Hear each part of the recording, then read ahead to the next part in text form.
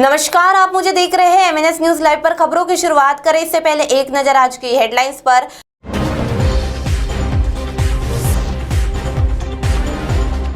वर्धा में शुरू हुआ रेमडेसिविर का उत्पादन, वैक्सीनेशन की रफ्तार धीमी, सफेलकर के साथी को राहत। आइए देखते हैं खबरें अब विस्तार से।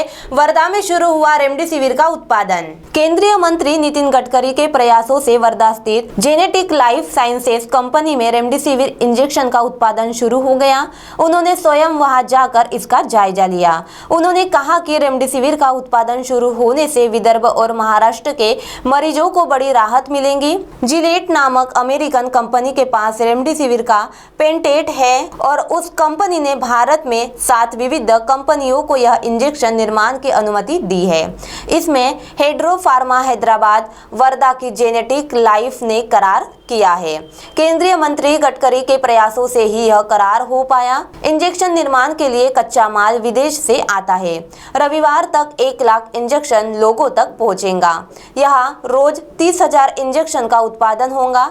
बताया गया है कि सारी टेस्टिंग सफल होने के बाद उत्पादक गुरुवार से शुरू किया गया है। अगर प्लास्टिक की बोतल में पैकेजिंग की अनुमति मिली तो उत्पादक 2 लाख इंजेक्शन रोज हो सकता है। तो वही दूसरे और वैक्सीनेशन की रफ्तार धीमी। शहर की जनसंख्या के अनुसार युवाओं की आबादी 12 लाख के करीब होने का अनुमान है। हाल ही में केंद्र सरकार ने 18 वर्ष से अधिक उम्र के युवाओं को वैक्सीन देने के अभियान की घोषणा की है।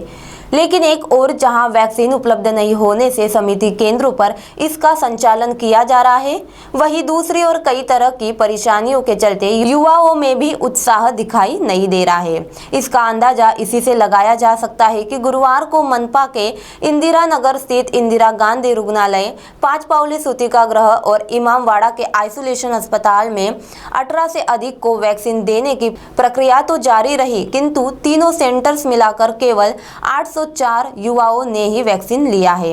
अब मनपा ने 18 से अधिक वैक्सीनेशन सेंटर्स में वृद्धि कर 6 केंद्रों पर सुविधा उपलब्ध कराई है। तो वही तीसरे और सफेलकर के साथी को राहत। कलमना थाना अंतर्गत 2 दुकानों को जबरन हथियाने के मामले में शिकायतकर्ता रवि दिंगकोटकर की शिकायत के बाद मामले में गिरफ्तारी से बचने के लिए रंजीत सफेलकर के साथी राकेश काले ने हाईकोर्ट की शरण ली, जिस पर लंबी सुनवाई के बाद न्यायाधीश स्वप्ना जोशी ने 30,000 रुपए के निजी मुचलके पर गिरफ्तारी पूर्व अंतरिम जमानत प्रदान कर दी। याचिकाकर्ता की ओर से अधिकारी नितेश समुद्रे ने पैरवी की। अभियोजना पक्ष के अनुसार 2 दुकानों पर जबरन कब्जा करने के उद्देश्य से याचिकाकर्ता द्वारा लगातार धमकियां दी जा रही थी, जिससे उसकी जान को खतरा हो गया था। शिकायतकर्ता का मानना था कि याचिकाकर्ता और रंजीत सफेलकर इस तरह जमीनों पर कब्जा करने के लिए कई मामलों में एक साथ लिप्त है। बोगस दस्तावेज और ताकत के बल पर कई जमीनें हथियाई है। इसी तरह शिकायतकर्ता की दुकानों पर भी कब्जा किया है। अभियोजना पक्ष के अनुसार याचिकाकर्ता जबरन शिकायतकर्ताओं को अपने साथी रंजीत सफेलकर के कार्यालय में ले गया था, जहां याचिकाकर्ता ने उसे धमकी देकर दुकानों का कब्जा देने की चेतावनी दी थी। चूंकि पहले ही सफेलकर गिरोह का मकोका के तहत मामला दर्ज किए गए हैं। अब आप हमारे चैनल को ऐप पर भी देख सकते हैं। प्ले स्टोर में जाकर एमएनएस हिंदी लिखें और ऐप डाउनलोड करें।